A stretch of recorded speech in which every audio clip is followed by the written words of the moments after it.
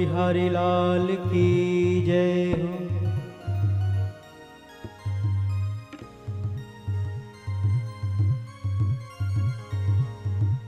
मुझ मोह और माया से शिव जी उबार दो, शरणागत देकर प्रभु जी तुम मुझको तार दो।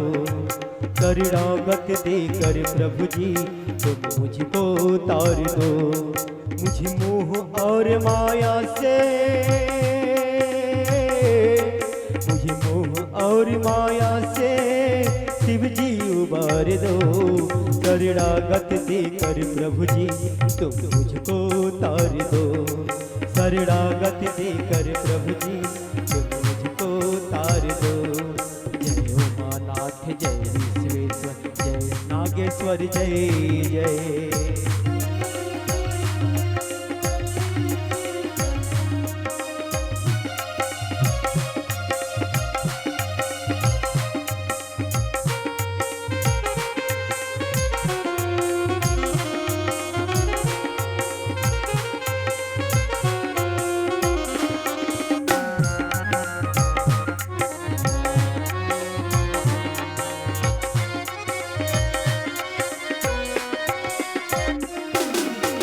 ठुकराती है सारी दुनिया, नाथ मैं जग से तुम्हारा हूँ। दीन जान कर दया करो प्रभु, मैं जीवन से हारा हूँ। मेरी श्रद्धा की सुमन भाव को, मेरी श्रद्धा की सुमन भाव को शिव जी स्वीकार लो। शरणागत देकर प्रभु जी तुम मुझको तार दो। शरणागत देकर प्रभु जी तुम मुझको तार दो। मुझ मोह और माया से, मुझ मोह और माया से शिव जी उबार दो। शरणागत देकर प्रभु जी तुम मुझको तार दो। शरणागत देकर प्रभु जी तुम मुझको तार दो।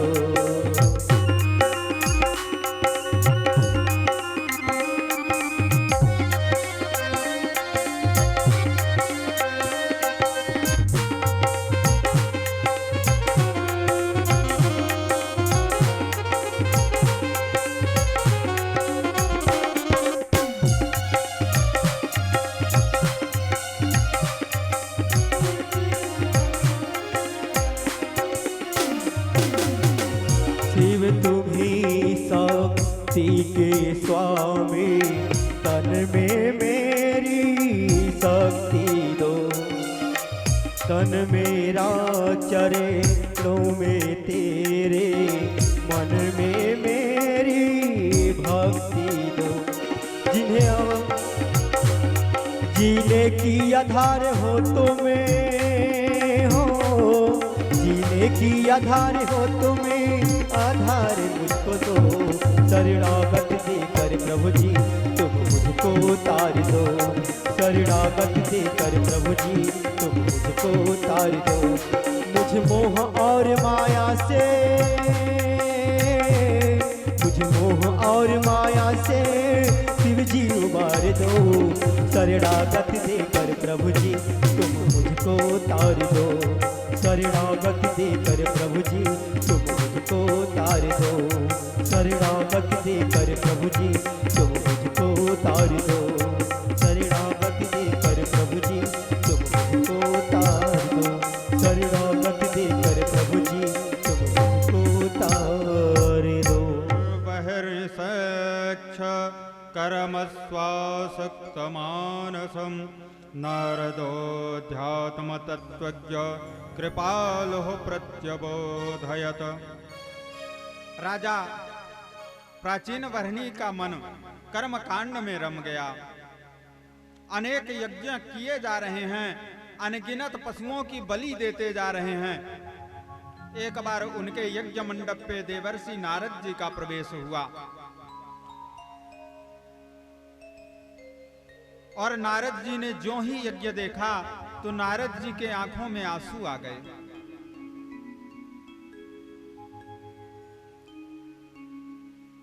राजा प्राचीन वहरिणी ने नारद जी के चरणों में प्रणाम किया। देवर्षि, मेरा अहोभाग्य है, आप मेरे यज्ञ में पधारे, मेरा जीवन कृतार्थ हो गया। नारद जी कहते हैं, राजन, संसार में मैंने बहुत से पापी देखे, पर तुम्हारे जैसा पापी मैंने आज तक नहीं देखा।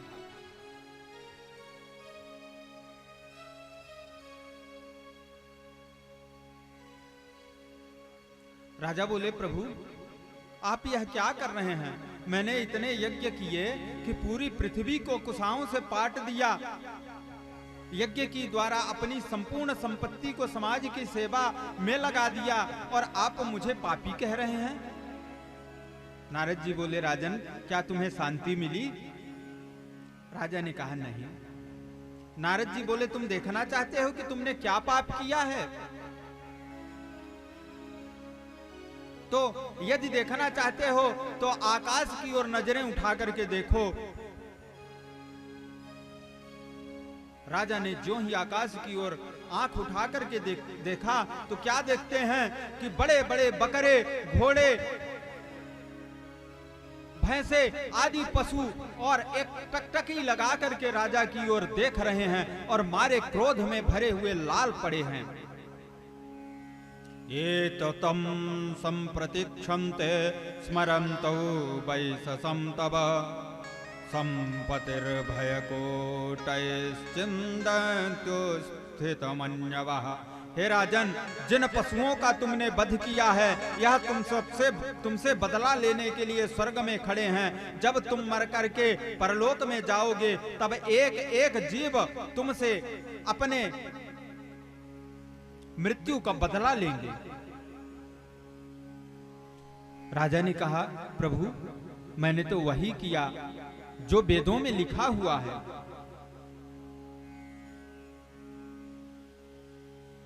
नारद जी ने कहा, वेदों में बलि का विधान लिखा हुआ है, परंतु क्या लिखा हुआ है कि सदीप दधिमास भक्त बलिम समर्पयामि। मासान्न बोलते हैं उड़द को। उड़द को, उड़द, दही और दीप की बलि का विधान है। नारद जी ने कहा, हे राजन, मैं तुमको एक कथा सुनाता हूं। यह जीव कैसे प्रभु से पृथक होकर के और इस संसार में भटकता है। आसीत् पुरंदरो नाम राजा राजान बृहक्षव तस्या विख्यात नामासीत् सखा विज्ञात चेद्वितः।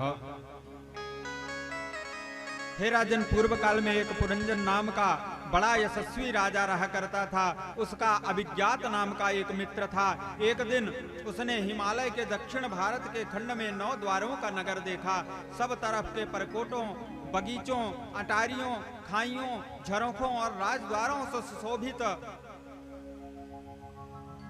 उस राजमहल में सोने, चांदी, नीलम, वैदूर्य, मोती, पन्ने आदि से राज दरबार सजा हुआ है। जहां तहां सभा भवन, चौराहे, गलियां, क्रीड़ा भवन, बाजार, ध्वजा, पताका आदि सुशोभित हैं। उस नगर के भीतर एक दिव्य बगीचा है। उसके बीच में एक सरोवर सुशोभित हो रहा है। राजा पुरंजन ने उस बाग में घूमते हुए एक परम सुंदरी को देखा। उसके साथ 10 सेवक थे जिनके 100 पत्नियां हैं। एक 5 फन वाला नाग उसका रक्षक है। उसकी इस प्रकार सुंदरता को देखकर पुरंजन मोहित हो गया और उससे विवाह कर लिया।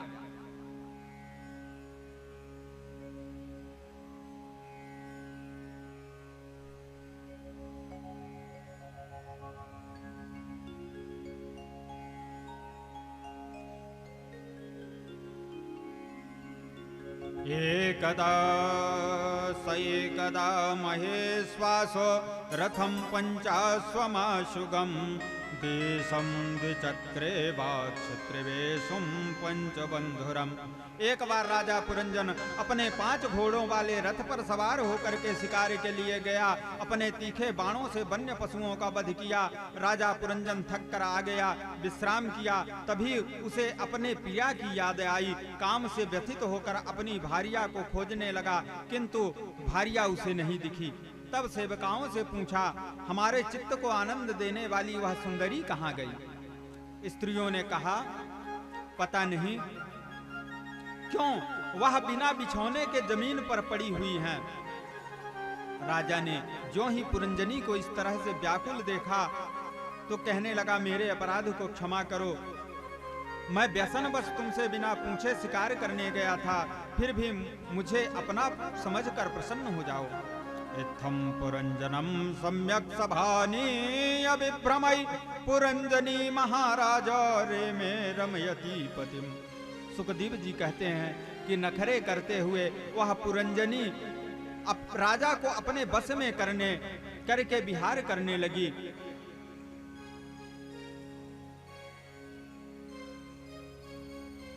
1100 पुत्रों को उसने जन्म दिया, 110 कन्याओं को जन्म दिया। इस तरह जीवन भर भोगों में लिप्त रहा और पता नहीं कब वृद्धावस्था आ गई। चंडवेग नाम के गंधर्व ने नगर में चढ़ाई कर दी और पुरंजन के नगर को लूटने लगा। उसी समय काल की कन्या जरा पुरंजन का वरण करने पहुंच गई। काल कन्या के आलिंगन से पुरंजन श्रीहीन हो गया। गर्म गंधर्वों ने पुरंजन का नगर जला दिया।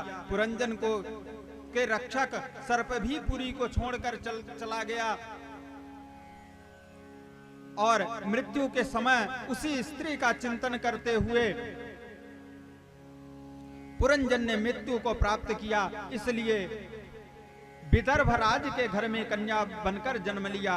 उसका विवाह मलयध्वज नाम के राजा के साथ हुआ। उसने व्रतशीला नाम की एक कन्या तथा 7 पुत्रों को जन्म दिया। व्रतशीला के साथ राजा मलयध्वज पुत्रों को राज्य देकर वन चले गए। वन में राजा की मृत्यु हो गई। व्रतशीला को रोते देखकर एक ब्राह्मण आया और उस विलाप करती हुई अबला को समझाने लगा। ब्राह्मण ने कहा, तू कौन है? किसकी पुत्री है? किसके लिए विलाप कर रही है? वह कौन था? क्या तुम आज तक मुझे नहीं पहचान पाई? मैं तेरा वही अभिज्ञात नाम का मित्र हूं जिसे तुमने पृथ्वी पर सुख भोगने के लिए छोड़ दिया था। यहाँ पर तुमने एक नगर और एक स्त्री को देखा और उस पर तुम मोहित होकर के अपनी यह दुर्दशा कर डाले। तुम पहले जन्म में अपने को पुरुष मानते थे, अब अपने को स्त्री मानते हो। ना ही तुम पुरुष हो, ना ही स्त्री हो। यह सब मेरी फैलाई हुई माया का प्रभाव है। हे मित्र, जो मैं ईश्वर हूँ वही तुम जीव हो। तुम विचार पूर्वक देखो, मैं वही हूँ जो तुम हो।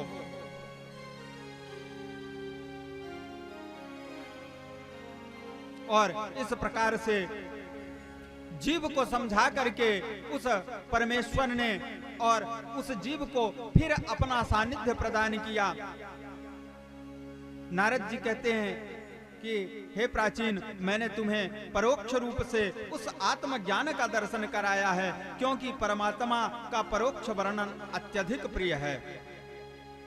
और जीव क्या है?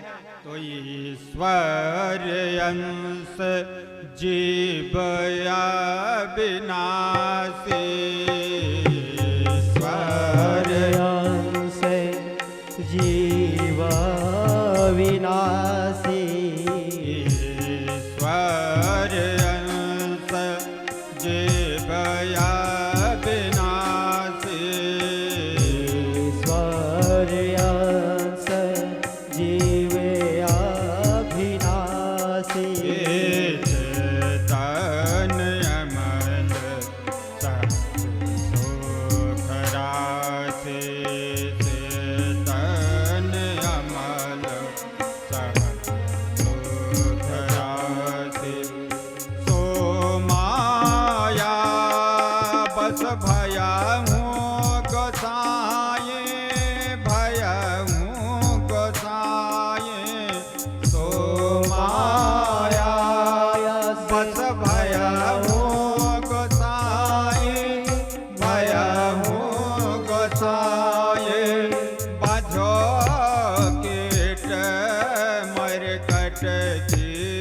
नाये बांधो कीट मरकट नाये ईश्वर अंश जीवया विनाशी ईश्वर अंश जीवया विनाशी।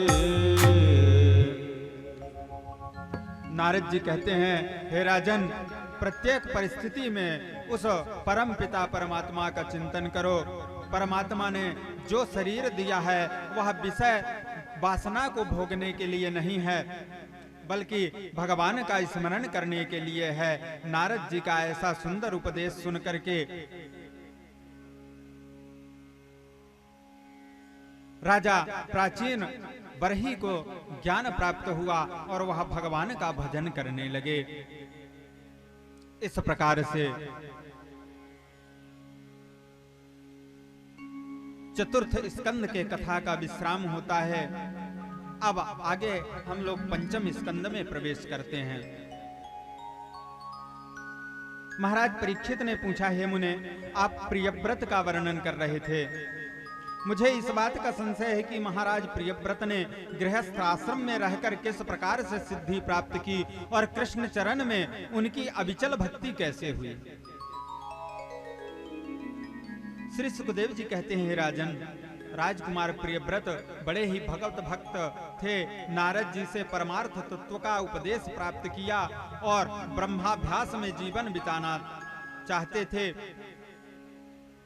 उनके पिता स्वयंभू मनु ने राज्य करने की आज्ञा दी, परंतु प्रियव्रत ने विचार किया कि राज्याधिकार पाकर मेरा मन स्त्री पुत्र राज्य कुटुंब के माया जाल में फंस जाएगा, इसलिए उन्हें पिता की आज्ञा को अस्वीकार कर दिया। प्रियव्रत ऐसे चरित्र को देखकर ब्रह्मा जी अपने पार्षदों के साथ उन्हें समझाने आए। ब्रह्मा जी ने कहा, हे पुत्र, तुम ही क्या, हम और महादेव, तुम्हारे पिता मनु और तुम्हारे गुरु नारद जी भी नारायण की ही आज्ञा का पालन करते हैं।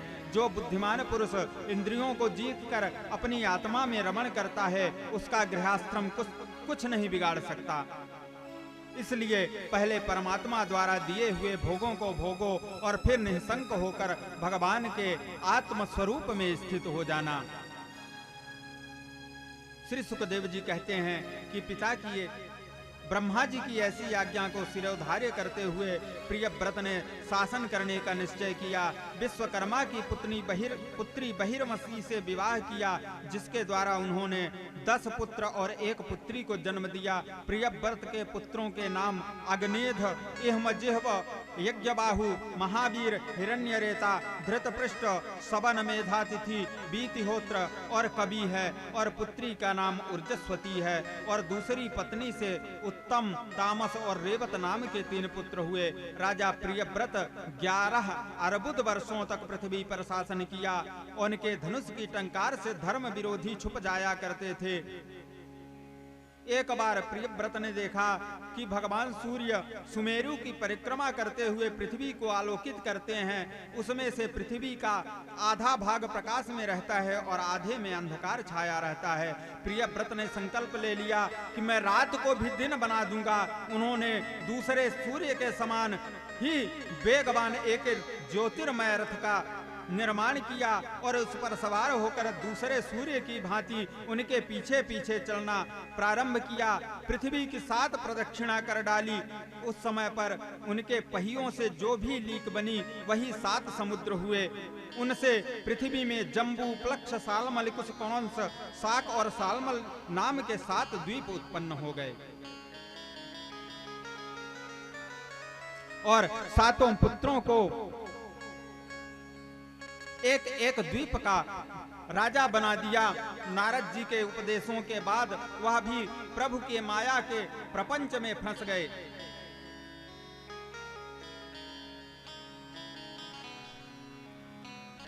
और फिर पश्चाताप करने के बाद हरि कृपा से उन्हें पुनः आत्मज्ञान की प्राप्ति हुई और नारद जी के द्वारा बताए गए मार्ग का अनुसरण करने लगे।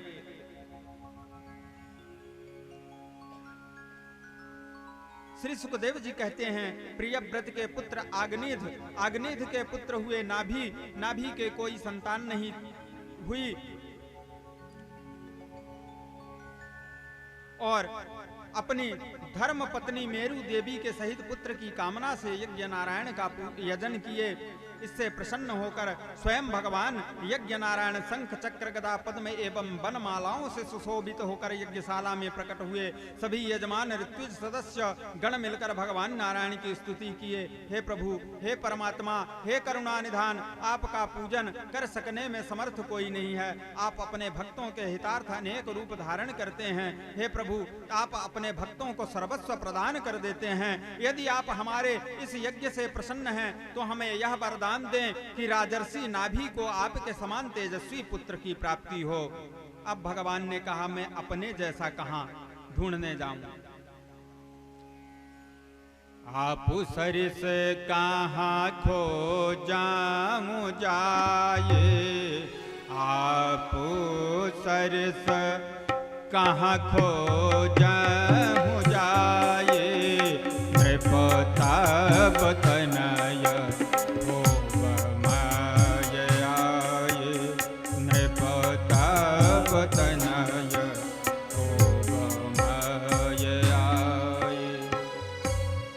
भगवान यज्ञ नारायण कहते हैं कि मैं इस संसार में अपने जैसा कहां खोजने जाऊं, इसलिए तुम्हारा पुत्र बनकर हे राजी आऊंगा। इस प्रकार वरदान देकर के भगवान अंतर ध्यान हो गए और ऋषियों का वचन सत्य करने के लिए, महाराज नाभि का प्रिय करने के लिए महारानी मेरु देवी के गर्भ से भगवान नारायण ने ऋषभ देव के रूप में अवतार धारण किया। बोलिए ऋषभ देव भगवान की जय। सुखदेव जी कहते हैं, राजन,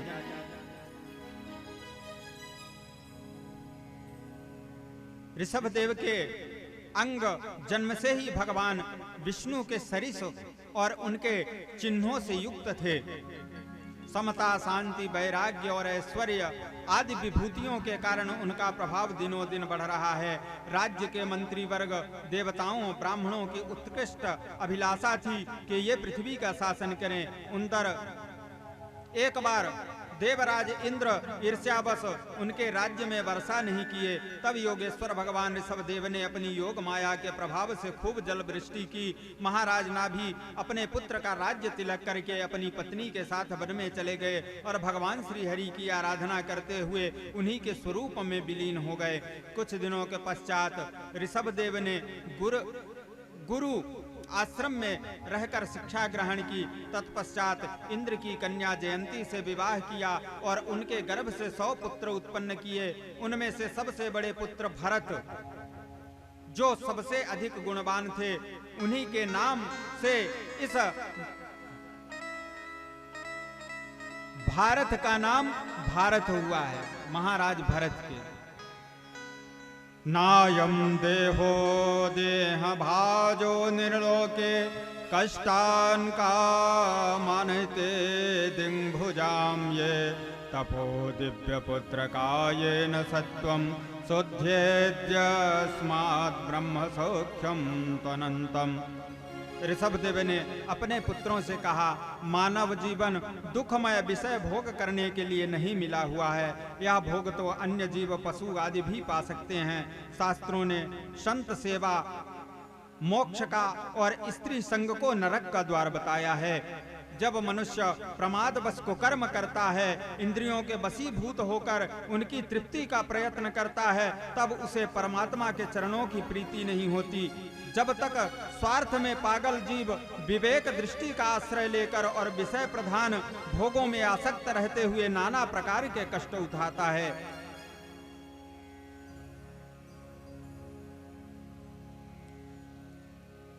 हे पुत्रों, गुरु स्वरूप मुझ परमात्मा से भक्ति युक्त प्रेम रखने में, मेरी कथा का श्रवण करने में, संतों का सत्संग करने में, त्यागने की इच्छा से एकांत सेवन, प्राण इंद्रिय मन के संयम में, ब्रह्मचर्य कर्तव्य में सावधान रहने में, सर्वत्र मेरी ही सत्ता देखने में परम पद की प्राप्ति होती है। क्योंकि यह जीवन तो क्षण भंगुर है। क्षण भंगुर जीवन की कलिका, कल प्रात को जान खिली न खिले, मलयाचल की शुचि शीतल मंद, सुगंध समीर चली न चली। कलिकाल कुठार लिए फिरता, तन नम्र से चोट झिली न झिली, भजले हरि नाम हरि रसना, फिर अंत समय में हिली न हिली, फिर अंत समय में हिली न हिली। अपने पुत्रों को ऐसा सुंदर उपदेश करते हैं और कहते हैं कि हे पुत्रों, मेरे इस पद का, मेरी इस गरिमा का प्रमुख कारण ब्राह्मण है, क्योंकि ब्राह्मणों की भक्ति और ब्राह्मणों की सेवा और ब्राह्मणों की कृपा से ही मुझे यह सब कुछ प्राप्त हुआ है। तो विप्र प्रसादात धरणी धरो हम, विप्र प्रसादात कमला बरो हम, विप्र प्रसादात अजिताजितो हम, विप्र प्रसादात मम नाम रामः। इस प्रकार अपने पुत्रों को उपदेश करके बड़े पुत्र भरत का राज्याभिषेक करके भगवान ऋषभदेव वन की ओर प्रस्थान कर दिए। प्रेम से बोलिए ऋषभदेव भगवान की जय। अब सुखदेव जी कहते हैं कि हे परीक्षित, महाराज भरत ही बड़े धर्मात्मा राजा हुए, प्रजा का पालन करते हुए अग्निहोत्र, दर्श, पूर्णमास, चतुर्मास, पशु सोम आदि छोटे बड़े यज्ञों को करके और भगवान का पूजन यजन किया। उन यज्ञ का संपूर्ण फल वासुदेव के चरणों में समर्पित कर दिया। इस प्रकार से करोड़ों वर्ष बीत जाने पर भरत जी ने राज्य संपत्ति पुत्रों में बांट दिया और राजमहल से निकलकर हरिहर क्षेत्र में पुलहाश्रम में आ गए और वहां पर रहकर वह भगवान का यजन करने लगे, भगवान का भजन करने लगे। एक दिन गंडकी नदी पर स्नान के लिए गए थे और उसी समय पर क्या कौतुक देखते हैं कि एक सिंह से डरी हुई मृगी उसी नदी पर छलांग लगा दी और नदी पर छलांग लगाते हुए एक मृग शावक को जन्म दिया और डर के मारे मृगी तो भाग गई, मृग शावक वहीं पर छूट गया। भरत जी को बड़ी दया आई, उस मृग के बच्चे को उठाकर अपने आश्रम में ले आए। अब उससे जैसे पिता पुत्र से स्नेह करता है उस प्रकार से स्नेह करने लगे। उसके खाने पीने की, रहने की सारी व्यवस्था भरत जी करने लगे और मृग के मोह में फंसने के कारण धीरे धीरे भरत का भजन कम हो गया।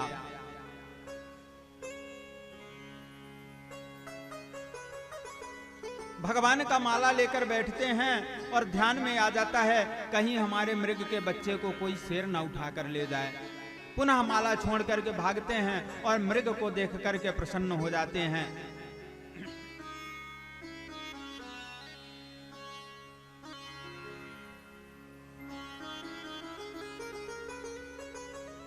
अब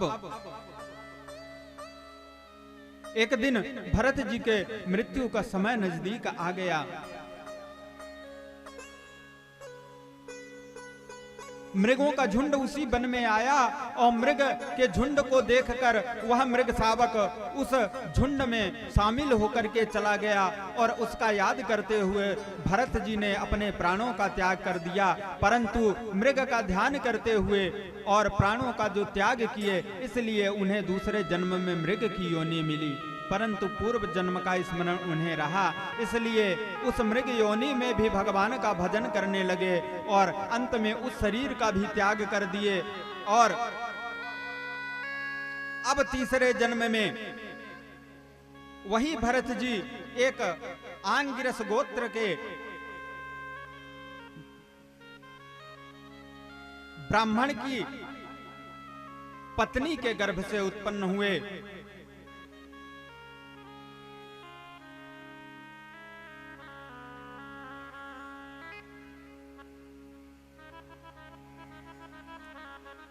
और भरत जी को पूर्व जन्मों का स्मरण आज भी बना हुआ है।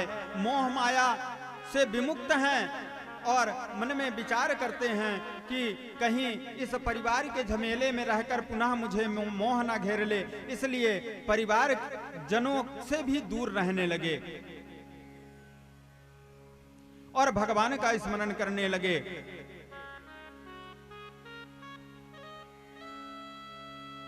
और लोग इन्हें अलग रहते हुए देख करके इनका नाम जड़ भरत रख दिया। भगवान की कृपा से जो भी प्राप्त हो जाता था उसे उसका ही भोग लगा करके उसका प्रसाद ग्रहण कर लेते थे। एक बार की बात है कि डाकुओं का सरदार पुत्र की कामना से भद्रकाली को मानव बलि देने का संकल्प कर लिया था और जिस पुरुष को बलि के लिए बुलाया था वह निकल करके भाग गया।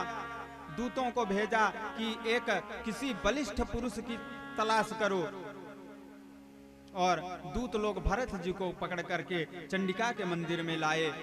उनका पूजन कराया गया, स्नान कराया गया, नए वस्त्र पहनाए गए, नाना प्रकार के आभूषण चंदन माला आदि से विभूषित करके भोजन कराया गया और बलिदान के विधि के अनुसार ढोल मृदंग आदि बजा करके नृत्य करते हुए भरत जी को भद्रकाली के सामने बैठा दिया। और जैसे ही उस सरदार ने खड्ग उठाया, ब्राह्मण कुमारी की बलि देने का प्रयत्न किया, भद्रकाली को प्रकोप हुआ और उस मूर्ति को फोड़ करके प्रकट हो गई और भयानक गर्जना के साथ उसी खड्ग से उस पापियों का सिर धड़ से अलग कर दी। इस प्रकार से मां भद्रकाली ने भरत जी की सुरक्षा की और कहा जाता है कि जाको राखे साइया, मार सके ना कोई, बाल न बांका कर सके जो जग बैरी होए।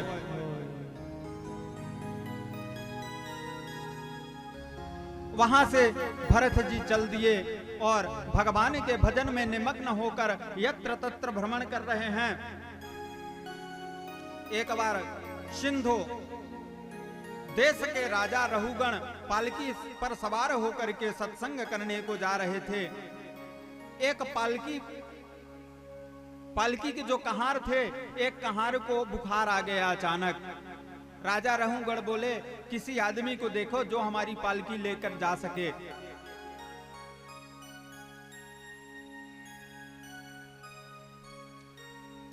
सैनिकों ने भरत जी को पकड़ करके ले आया, पालकी उनके कंधे पर रख दी। अब तो भरत जी पालकी लेकर के चल दिए, परंतु कहीं मेरे पैर से किसी जीव की हत्या ना हो जाए। तो जहां चींटियां दिखती हैं, जहां कोई कीड़े दिख जाते हैं, तो भरत जी कूद जाते हैं और पालकी उचक जाती है। पालकी का ऊपर का भाग राजा रहुगण के सिर में लगता है। बार बार कुम्हारों को डांटता है, अरे सीधे चलो, कैसे आज पालकी हिला रहे हो।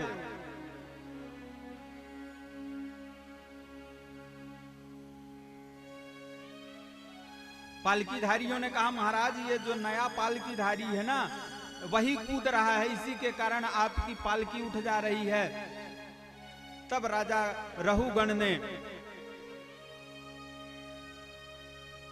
क्षत्रिय स्वभाव बस रजों गुण से व्याप्त होकर के इस प्रकार व्यंग करने लगा, अरे भाई बड़े कमजोर हो और सारी पृथ्वी का भार लगता है कि तुम ही उठाए हुए हो, इतना दुर्बल शरीर है और ऊपर से तुम्हारे ऊपर बुढ़ापा भी आ गया है।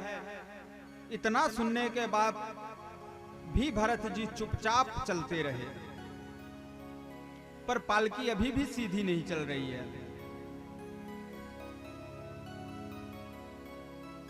इसलिए अभिमानवश भगवान के प्रिय भक्त का राजा अपमान करने लगा। राजा के मुख से अभिमान की बातें सुनकर भरत जी मन ही मन मुस्कुराए और बिना किसी अभिमान के इस प्रकार कहने लगे, त्वयोदितं व्यक्तमप विप्रलब्धं भर्तुं समे स्याद्यदि वीरभारः गन्तुर्यदि स्याधिगम्य मध्वा पीबेति रासौ न विदं प्रवादः।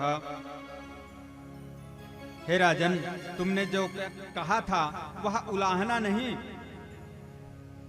यथार्थ था।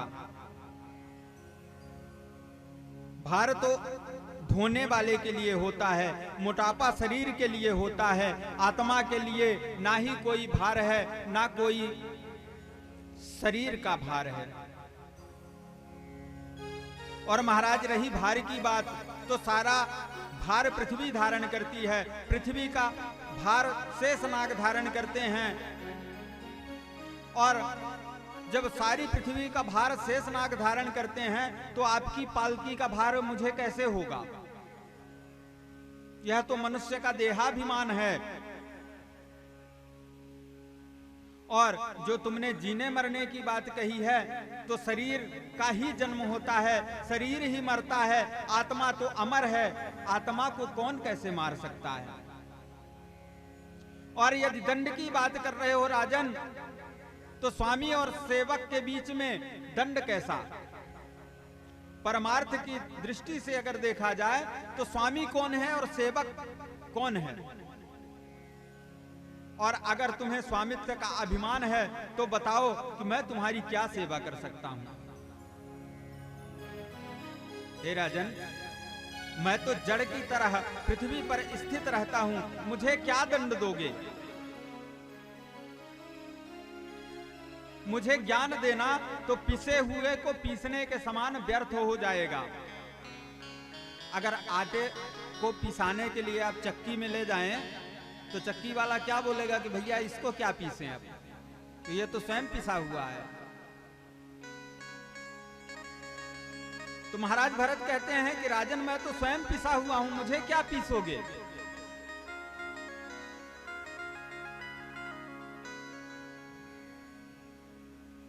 भरत की ऐसी अद्भुत वाणी को सुनकर के रहुगण का अभिमान दूर हो गया, भरत जी के चरणों में गिर पड़ा। प्रभु मुझे क्षमा करिए, मैं आपको नहीं पहचान पाया। आप ब्राह्मणों का यज्ञोपवीत धारण किए हुए हैं और इस भाव से विचरण करने वाले भला आप कौन हैं? क्या आप दत्तात्रेय आदि अवधूतों में से कोई हैं? भगवान, मुझे इंद्र के वज्र का भय नहीं है, शंकर के त्रिशूल का भय नहीं है, यमराज के दंड का भय नहीं है, अग्नि चंद्र वायु कुबेर आदि के शस्त्रों का भय भी मुझे नहीं है। केवल ब्राह्मणों के अपमान से मैं डरता हूं। आप अपने अंतरात्मा में इतना ज्ञान छुपाए हुए इस साधारण मनुष्यों की तरह विचरण क्यों कर रहे हैं? मैंने आप जैसे संत का अपमान किया है, अब आप ऐसी कृपा कीजिए मैं इस अपराध से जिससे मुक्त हो सकूं।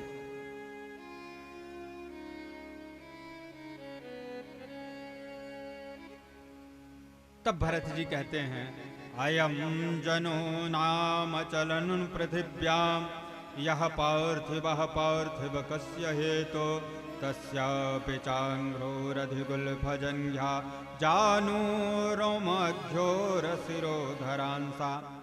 हे राजन, यह शरीर पृथ्वी का विकार है। जब यह पृथ्वी पर चलने लगता है तब इसे मारवाही आदि नामक नाम पड़ जाता है।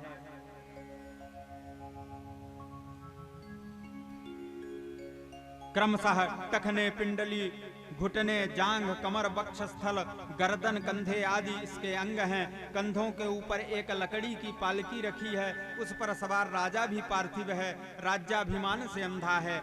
वास्तव में यह कोई श्रेष्ठता नहीं है। यदि मेरा परिचय पूछते हो तो अहम पुरा भरतो नाम राज्या विमुक्त दृष्ट तु संग बंधा आराधनम भगवन ये हमानो मृगो भवम मृग संगार्धतार्थ। पूर्व जन्म में मैं भरत नाम का राजा था। पिताजी के सत्संग से मुझे आत्मज्ञान हुआ। मैं वैराग्य धारण करके आराधना के लिए वन में गया। एक मृग में आसक्ति होने के कारण अगले जन्म में मैं मृग बना और इस जन्म में मैं ब्राह्मण के घर में जन्म लिया। मुझे पूर्व जन्म की स्मृति नष्ट नहीं हुई और इस जन्म में भी मुझे भगवत भक्ति का नशा ही चढ़ा रह गया और भगवान के चरणों में सदैव लगाव रखता है। महापुरुषों का सत्संग करता हूं और इस संसार के बंधन से मुक्त रहने का प्रयत्न करता हूं। अहो अमीसां किम कार्य शोभनम प्रसन्न येषां सिद्धतं स्वयं हरि यैर्जन्मलब्धं नृसुभारितागिर मुकुन्द सेवोपैकं स्पृशानहि। सुखदेव जी कहते हैं, इस प्रकार से रहुगण ने भरत जी से परम तत्व ज्ञान की प्राप्ति किया और वन में भगवान का भजन करने के लिए चला गया। भगवान के भजन करते हुए भगवान के परम धाम को प्राप्त किया।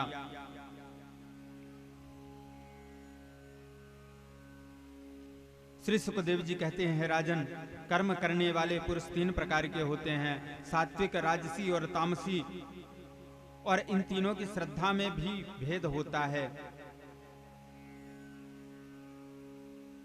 परीक्षित ने कहा, हे भगवान, आप नरकों का वर्णन कर रहे हैं,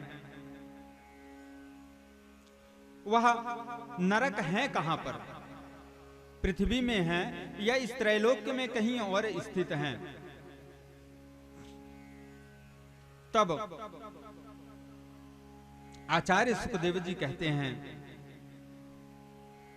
कि हे राजन, यह नरक त्रैलोक्य में ही हैं। दक्षिण की ओर पृथ्वी के नीचे जल के ऊपर हैं, उसी दिशा में अग्निस्वात आदि पितृगण रहते हैं। इसी दिशा में भगवान यमराज भी रहते हैं। मनुष्यों के अनेक कर्म के अनुसार दंड का विधान करते हैं। शास्त्रों में 28 प्रकार के नरकों का वर्णन है। 28 प्रकार के नरक हैं। अब नरकों के वर्णन में जाएंगे तो समय ज्यादा व्यतीत होगा, इसलिए नरकों के नाम आपको बता देता हूं। और अपने अपने कर्म के अनुसार प्रत्येक जीव कर्म के अनुसार अलग अलग नरकों में पड़ता है, अलग अलग प्रकार के कष्टों को प्राप्त करता है। पहला है तामिश्र, दूसरा अंध तामिश्र, तीसरा रौरव, चौथा महारौरव, पांचवा कुंभीपाक, छठा कालसूत्र, सातवां असिपात्र, आठवां सूकरमुख, नौवां अंधकूप, 10वां कृमि भोजन, 11वां संदर्श, 12वां तप्त सूर्य, 13वां कुशकंटक सालमली, 14वां बैतरणी, 15वां पुपोद, 6वां प्राणरोध, 16वां प्राणरोध, 17वां बैसस, 18वां लालाभक्ष, 19वां सरमे यादन, 20वां अविर्चिमान, 21वां अयहपान, 22वां क्षार कर्मद, 23वां रक्षोगण भोजन, 24वां शूल प्रोत, 25वां दंदसूक, 26वां पर्यावर्तक, 27वां सूचीभूत और 28वां है अबट निवेदन। इस प्रकार के 28 प्रकार के नरकों का वर्णन श्री सुखदेव जी ने परीक्षित से किया। और इस प्रकार से हम 5वें स्कंध का कथा विश्राम करते हैं। अब 6ठे स्कंध में प्रवेश करेंगे। तब तक पाले पढ़कर प्रभु को नियम बदलते देखा कि अपना मान भले चल जाए, पर भक्त का मान न टलते देखा।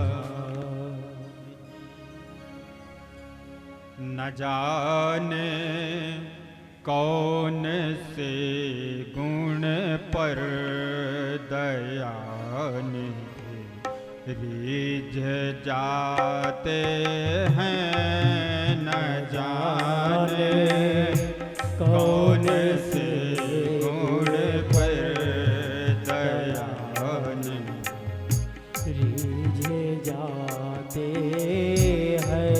यही हरि भक्त कहते हैं, यही सत ग्रंथ गाते हैं, यही हरि भक्त कहते हैं, यही सत ग्रंथ गाते हैं। न जाने कौन से गुण पर दया निधि रीझ जाते हैं। न जाने। श्री राधे। आप लोग तालियां बजाया करिए।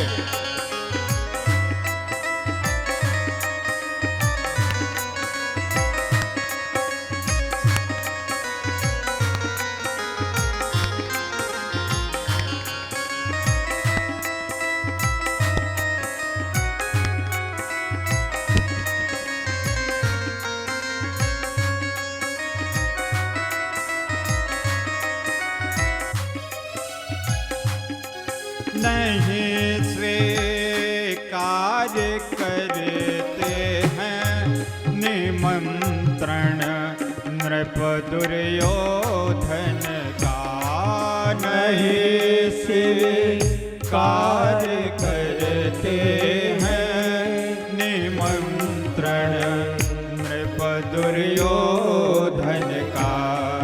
विदुर के घर पहुँच कर भोग छिल के का लगाते हैं। न जाने कौन से गुण पर दया रीझे जाते हैं।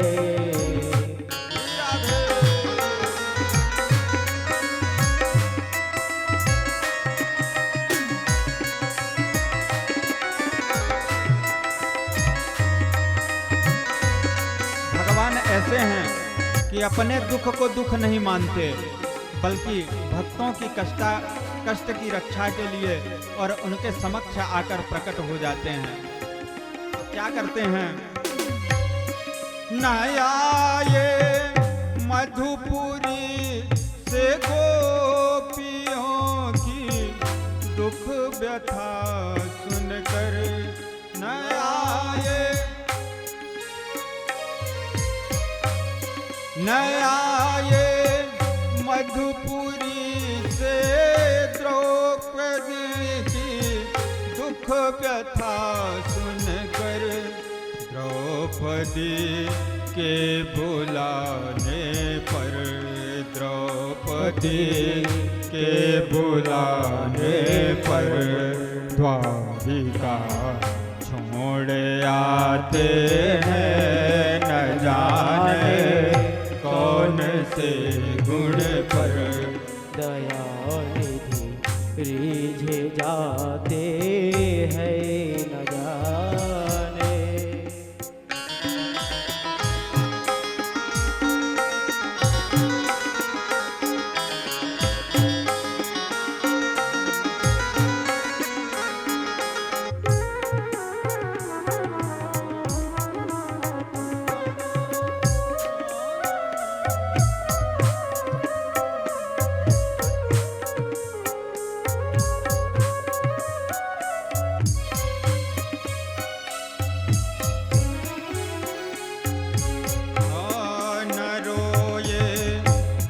गबन सुन कर पिता की वेदनाओं पर, न रोए बन गबन सुन कर पिता की वेदनाओं पर, और उठाकर गिद्ध को गोदी उठा जाकर गीत को गोदे प्रभु वहाँ बहाते हैं, जाकर गीत को गोदे प्रभु वहाँ बहाते हैं। न जाने कौन से गुण पर दया रीझ जाते हैं।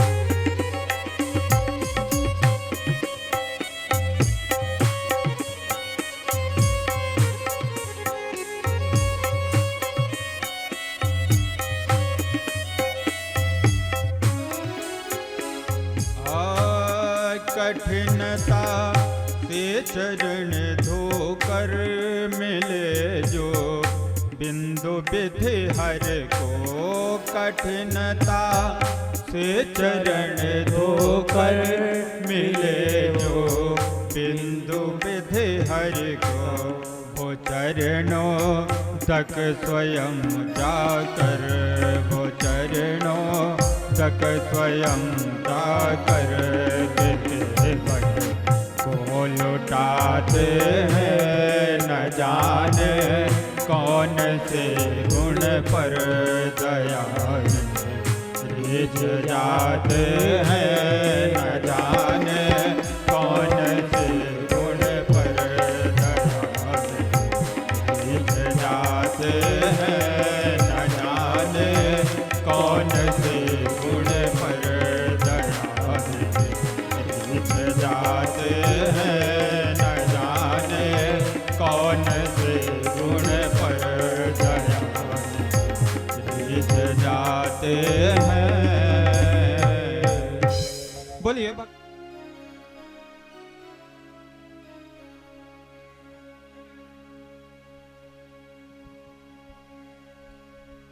महाराज परीक्षित कहने लगे, भगवान आपने जो नरकों का वर्णन किया और उसके पहले निवृत्ति और प्रवृत्ति मार्ग का वर्णन किया, पाप पुण्य का वर्णन किया, मनुष्य को कौन सा ऐसा उपाय करना चाहिए जिससे पाप से मुक्त हो सके।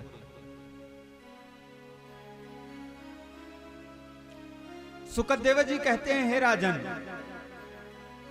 अनजाने में किए हुए पाप से मुक्ति के लिए 5 प्रकार के यज्ञ गृहस्थ को करना चाहिए।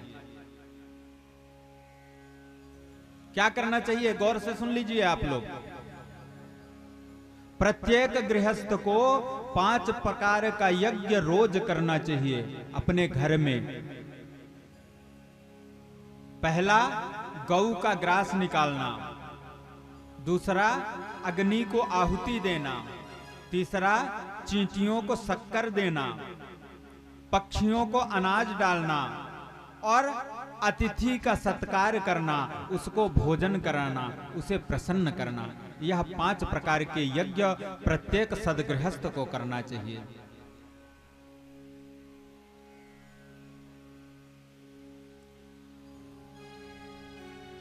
अब परीक्षित जी कहते हैं, हे राजन,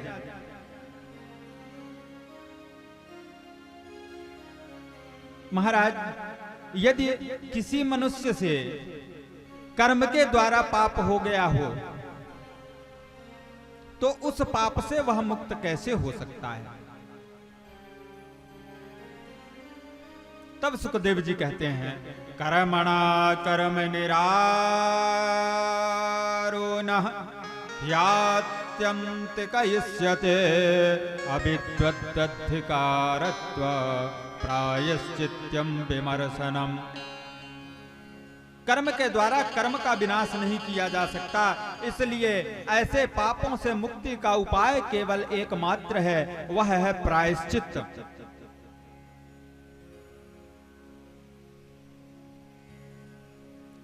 और तपस्या, ब्रह्मचर्य, इंद्रिय समन, मन की स्थिरता, सत्य, दान, पतिव्रता, यम और नियम, इन 9 साधनों के द्वारा शरीर द्वारा किए हुए बड़े से पाप नष्ट हो जाते हैं और परमात्मा की भक्ति करने वाला, परमात्मा की शरण में रहने वाला मनुष्य भक्ति के द्वारा ही अपने समस्त पापों को नष्ट कर डालता है।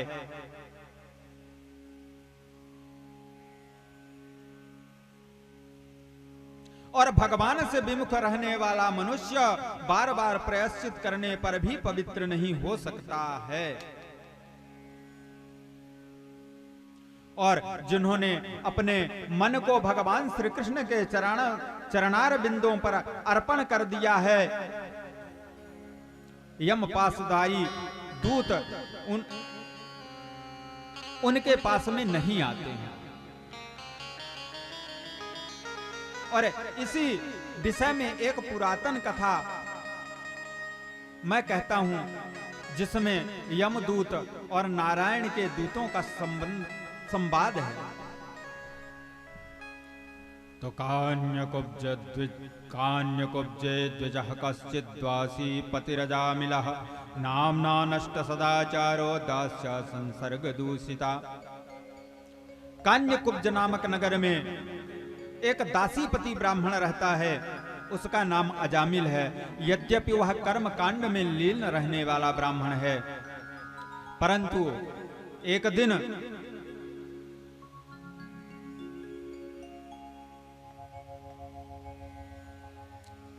दृष्टि दोष के कारण एक गणिका के साथ एक पुरुष को रमण करते देख करके अजामिल के मन में विकार उत्पन्न हुआ और उसी गणिका को लेकर के अपने घर में आ गया।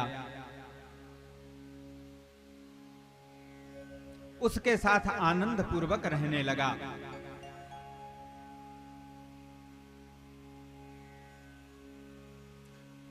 और पूजा पाठ का कर्म छोड़ करके चोरी करना प्रारंभ कर दिया। अत्यंत निंदनीय वृत्ति का सहारा लेकर अपने कुटुंब का पालन करने लगा और दूसरे प्राणियों को कष्ट देने लगा।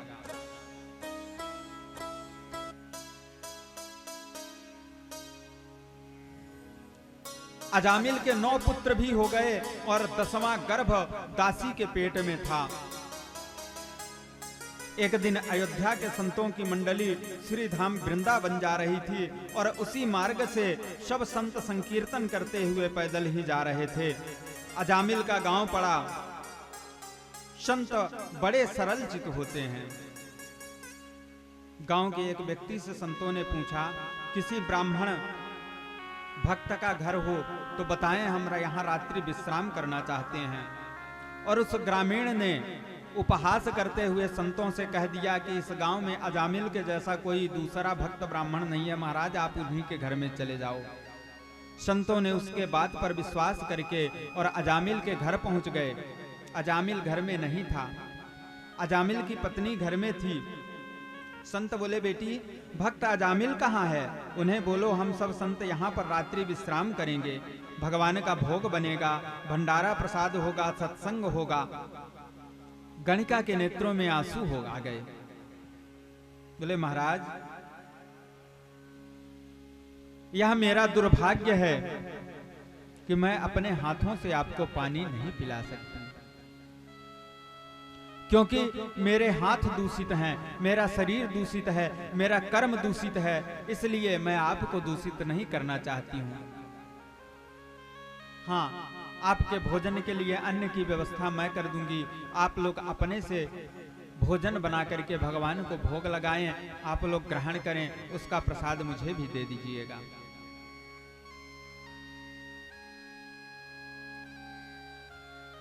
और मेरे पति को जो लोग बताए हैं ना कि बड़ा भक्त है, मैं आपसे सत्य कहती हूँ, मेरे पति भक्त नहीं हैं।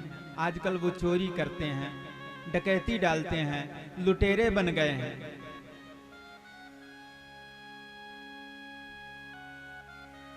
संतों ने मन में विचार किया, बहुत गलत जगह पहुंच गए, परंतु अब आ ही गए तो आ गए तो हम संतों का काम तो कल्याण करना है, भले यह पापी हो, लेकिन इसका समर्पण देख करके मुझे ऐसा लगता है कि इसका कल्याण करना चाहिए। और भगवान का भोग बना, भगवान का भोजन प्रसाद ग्रहण करने के लिए संत मंडली बैठी, और जो सबसे बड़े संत थे, जैसे ही ग्रास हाथ में उठाया और मुख की ओर लगाया, संत की आंखों में आंसू आ गए।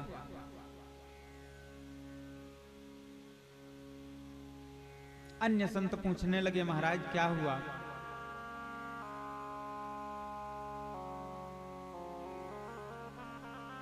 संत कहने लगे,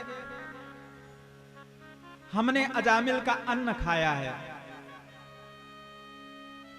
और यदि हम इसका कल्याण नहीं करते तो हमारा यहां आना व्यर्थ चला जाएगा। इसलिए अब आप सब लोग उपाय सोच करके बताइए कि इसका किस प्रकार से कल्याण करना चाहिए। अपने अपने मत के अनुसार सभी संतों ने बतलाया।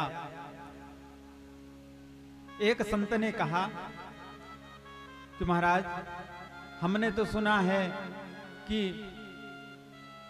भगवान के नाम में बड़ी शक्ति है, इसको भगवान के नाम का ही मंत्र दे दीजिए, इसका कल्याण हो जाएगा।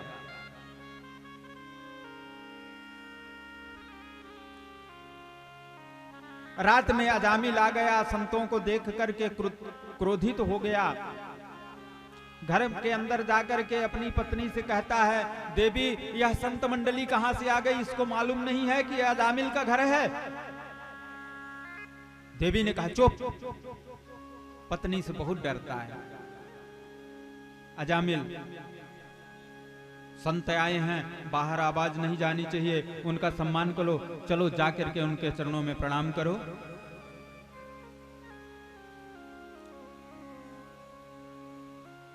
अजामिल न चाहते हुए भी जाकर के संतों को प्रणाम करता है, क्योंकि पत्नी की इच्छा है, और पत्नी की अगर बात नहीं मानेगा तो रोटी नहीं मिलेगी।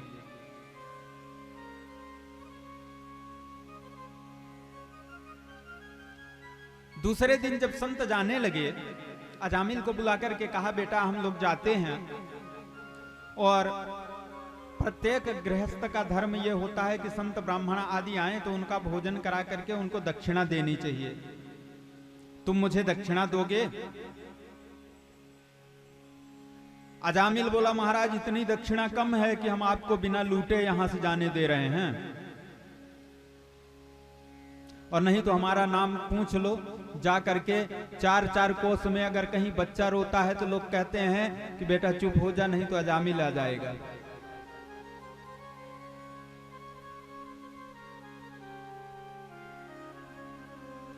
महात्मा ने कहा, बेटा हम दक्षिणा में तुमसे धन नहीं लेना चाहते, हम तुमसे एक वचन लेना चाहते हैं। अरे महाराज वचन लेना है तो जल्दी बताओ ना, तुरंत दे देंगे।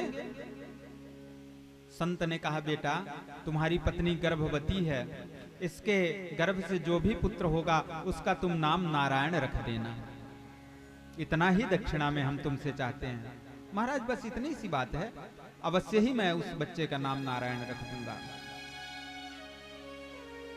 और संत की मंडली चली गई, पुत्र का जन्म हुआ, उसका नाम नारायण रख दिया। और अजामिल अपने उस छोटे पुत्र से बड़ा स्नेह करने लगा, बार बार नारायण को बुलाता है, ए नारायण इधर आओ, नारायण आओ भोजन कर लो, नारायण कहाँ गए हो? बार बार नारायण का ही नाम लेता है, बार बार नारायण का ही स्मरण करता है। और समय व्यतीत होने पर अजामिल के मृत्यु का समय नजदीक आ जाता है।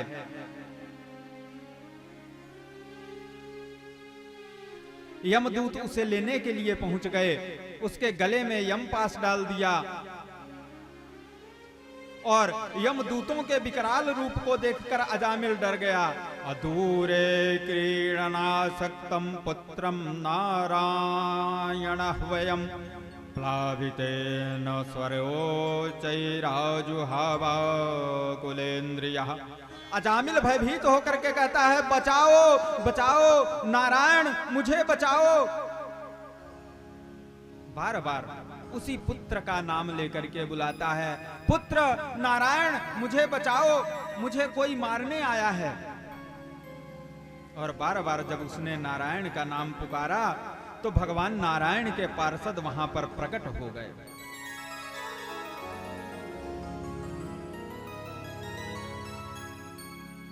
नारायण के पार्षदों को देखकर यमदूत बोले, आप हमें इसे यहां से ले जाने दीजिए।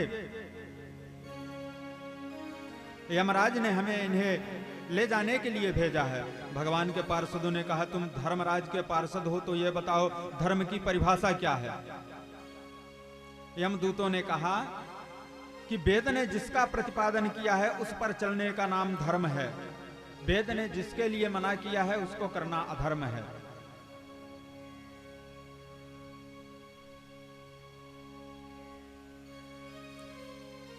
भगवान के पार्षदों ने कहा, जब वेद स्वयं नारायण का स्वरूप है और उसी नारायण का यह बार बार नाम ले रहा है तो इसे तुम नरक में कैसे ले जा सकते हो। यमदूतों ने कहा, महाराज नारायण का नाम नहीं लिया, ये अपने पुत्र नारायण का नाम लिया है, आदिदेव नारायण का नाम नहीं लिया है, आप इसे बचाने चले आए। गुरूणाम च लघूनाम च गुरुनि च लघूनि च प्रायश्चिन्तानि पापानां ज्ञात्वोक्तानि महर्षिभिः। महाराज पाप छोटा हो या बड़ा हो, भगवान के नाम के आगे वह पाप इस प्रकार नष्ट हो जाता है जैसे कभी रहा ही नहीं। और अजामिल पलंग पर पड़े पड़े यमदूतों और भगवान के पार्षदों का यह संवाद सुन रहा है, भगवान के नाम की महिमा का गुणगान सुनकर रहा है। यमदूत वहां से चले गए, भगवान के पार्षद भी चले गए और यमराज के दरबार में पहुंचकर कहते हैं कि महाराज अगर ऐसी नौकरी करवानी है तो आप हमें इस नौकरी से मुक्त कर दो। हम जिसे लेने जाते हैं भगवान के पार्षद जाकर के उसे रोक देते हैं।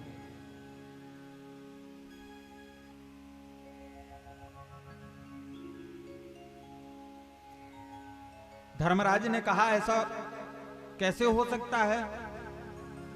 यमदूतों ने कहा, महाराज उसने अपने पुत्र नारायण का नाम ले लिया और भगवान नारायण के दूत उसे बचाने के लिए आ गए। धर्मराज ने कहा, अरे धीरे बोलो धीरे बोलो, जितने पापी यहाँ नरक में पड़े हैं ना, अगर नारायण का नाम सुन लेंगे तो ये सब पाप मुक्त हो जाएंगे, हमारा पूरा कारोबार ठप्प हो जाएगा। तब यमराज अपने दूतों को बताते हैं कि हम लोग 12 भागवत परम भागवत भक्त गिने जाते हैं। तो स्वयं भूर नारद शंभु कुमारः कपिलो मनुः प्रहलादो जनको भीष्मो बलेरवयासकिद्वयम्। कितने लोग हैं? स्वयंभुव नारद शंभु सनत कुमार कपिल स्वयंभुव मनु प्रहलाद जनक भीष्म बलि सुखदेव और धर्मराज, ये 12 जो है परम वैष्णव माने जाते हैं।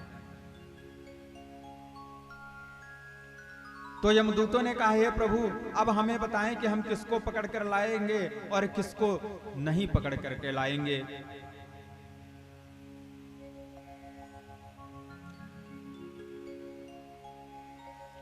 यमराज ने कहा, जिस व्यक्ति की जीभ एक बार भी भगवान का नाम नहीं लेती है, जिनके चित्त में एक बार भी भगवान की श्यामल मूर्ति का चिंतन नहीं आता है, जिनका मस्तक एक बार भी भगवान के चरणों में नहीं झुकता है, ऐसे पापियों को पकड़कर नरक में ले आना। और जो भगवान के नाम का संकीर्तन करता है, कथा सुनता है, उनको भूल कर भी यहां मत ले आना। श्री सुखदेव जी कहते हैं कि जो लोग बार बार भगवान के कृपा पूर्ण चरित्रों का गुणगान सुनते हैं, हृदय में प्रेममयी भक्ति का उदय हो जाता है। उसी भक्ति से जैसे आत्मशुद्धि होती है, वैसी व्रतों से नहीं होती है। और धर्मराज से इस प्रकार की महिमा सुनी, तब उनके आश्चर्य की सीमा न रही। तभी से धर्मराज की बात पर विश्वास करके यमदूत भक्तों के पास नहीं जाते। परीक्षित, जिस प्रकार थोड़ा सत्संग से अजामिल जैसे पापी को सद्गति मिल गई, वैसे ही नित्य सत्संग करने वालों पर सदैव भगवान नारायण की कृपा बरसती रहती है। प्रेम से बोलिए यज्ञ नारायण भगवान की जय, भागवत महापुराण की जय। इसके बाद श्री सुखदेव जी ने तक्ष के द्वारा भगवान की जो स्तुति की गई उसका वर्णन किया।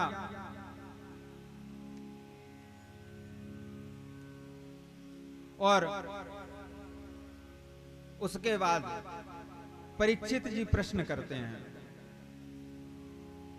कि हे भगवान, देवगुरु बृहस्पति ने अपने शिष्य देवताओं का त्याग क्यों किया? तब श्री सुखदेव जी कहते हैं कि हे राजन, इंद्र को जब त्रैलोक्य की संपत्ति प्राप्त हो गई तो उनके मन में अहंकार हो गया, मर्यादाओं का उल्लंघन करने लगे, गुरु का भी अनादर करना प्रारंभ कर दिया। एक दिन वह सची के साथ सिंहासन पर बैठे थे और नृत्य चल रहा था। उसी समय पर देवगुरु बृहस्पति जी उस सभा में आए। बृहस्पति को देखा तो इंद्र ने, पर ना ही वहां से उठा ना ही प्रणाम किया। देवगुरु ने देखा इसे अब अहंकार हो गया है और उसी समय पर इंद्र की सभा से चले गए। जब इंद्र को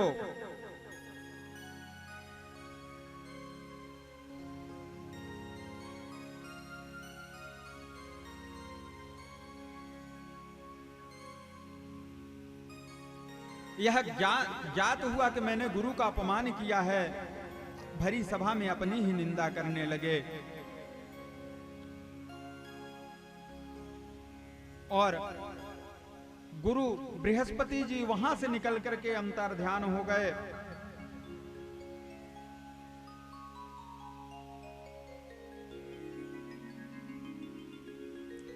और इधर जब असुरों को पता चला कि देवगुरु बृहस्पति उनको छोड़ करके चले गए हैं, तुरंत ही शुक्राचार्य की आज्ञा अनुसार देवलोक में चढ़ाई करके देवताओं पर बाणों की वर्षा करने लगे। और ब्रह्मा जी को देवताओं पर दया आई और देवताओं से बोले, हे देवताओं, तुमने ऐश्वर्य मद से अंधे होकर ब्रह्मज्ञानी संयमी गुरु का अपमान किया है, यह उसी का फल है। तब देवगण सब मिलकर विश्वरूप के पास गए और उन्हें विनय पूर्वक अपना गुरु बना लिया। विश्वरूप ने यज्ञ प्रारंभ किया और यज्ञ में आहुति प्रदान करते थे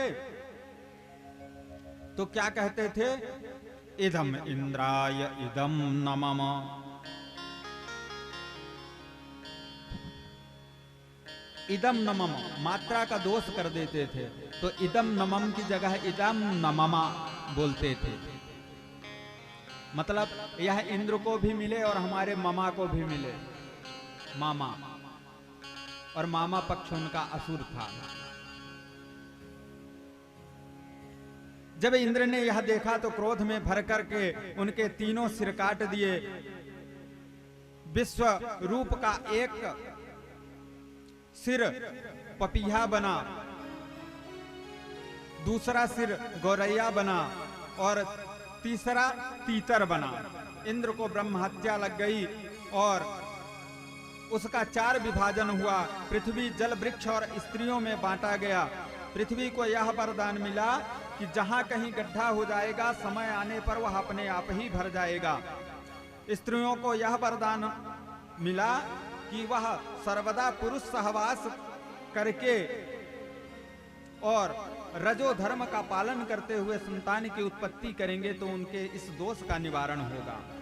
इस प्रकार से चारों ने ब्रह्म हत्या का भाग स्वीकार किया।